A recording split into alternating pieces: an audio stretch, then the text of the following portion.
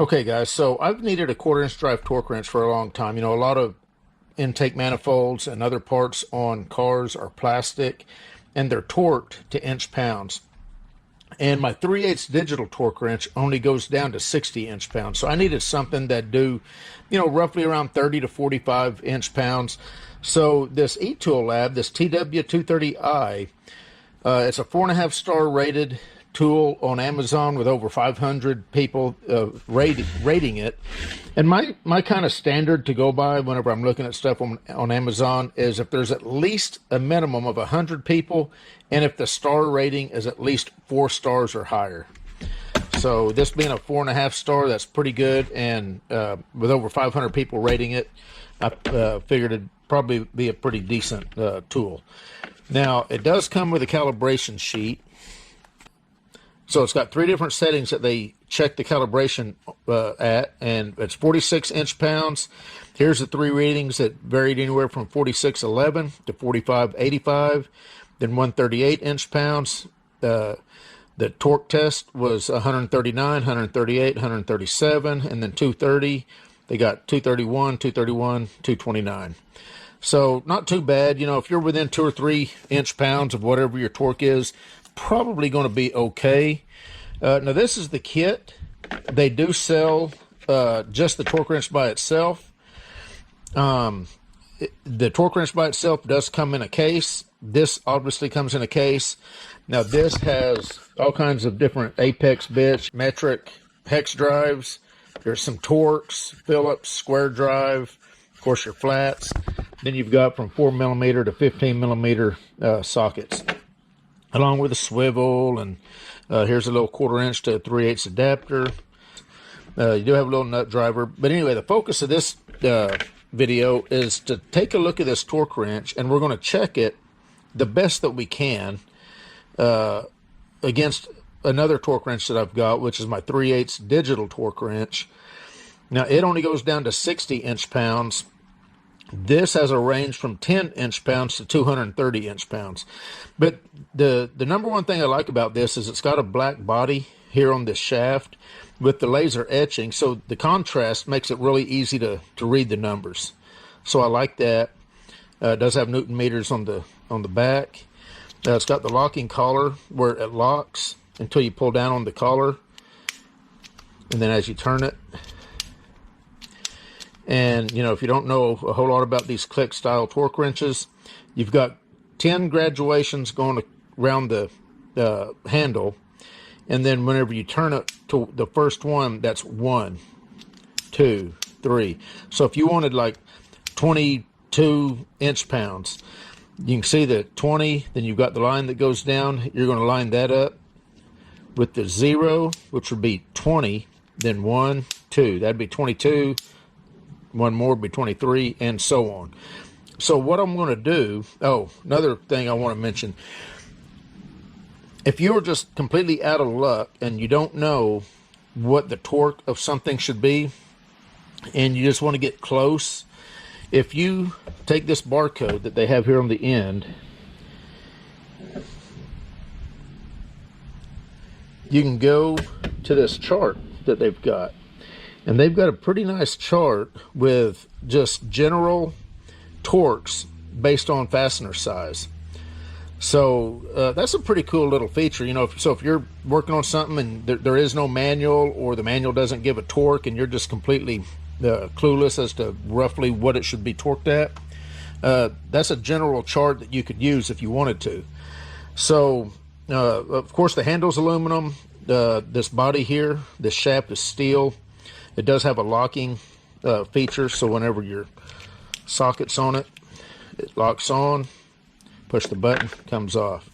So what I'm wanting to do is I'm going to set this to the lowest my torque wrench, my digital torque wrench should go is 60, so I'm going to set this to 60 inch pounds, and then we're going to take my digital and we're going to see how close my digital ends up being. Okay, there's 60 right there. Or see how close this is to my digital torque wrench. And this isn't going to be the best way to test a torque wrench, but it's all I've got. I guess I do need to rig up some kind of way to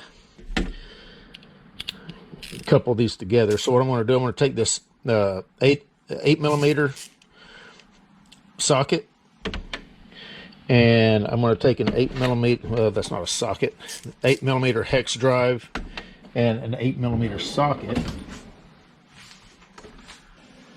And what I'm going to do, I'm just going to couple this digital torque wrench. This is a Quinn, and I have no idea how accurate this is, to be honest. I mean, I've had good luck with it, but I've never actually checked the accuracy, so I don't know how close this is. But I'm going to set this down to 60.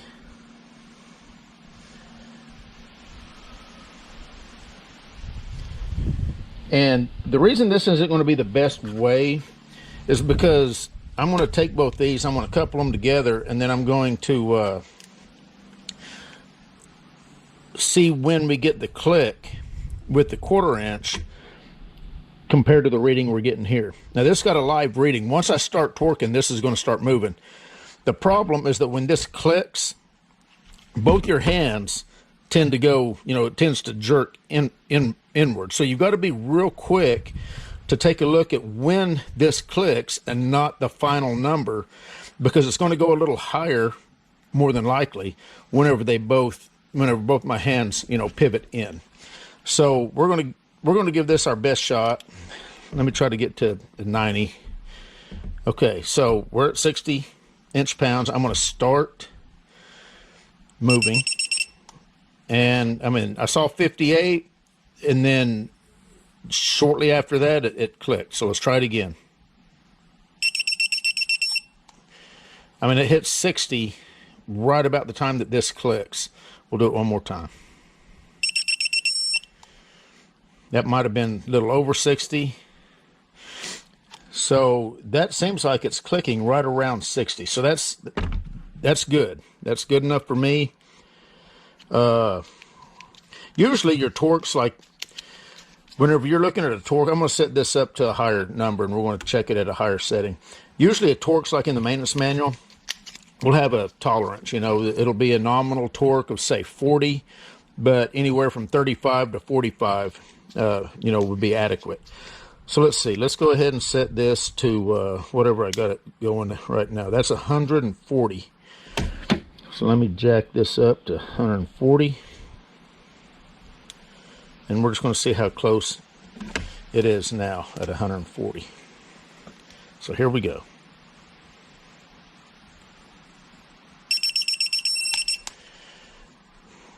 Now remember, my hands are jerking in whenever this clicks. This does have a pretty prominent click.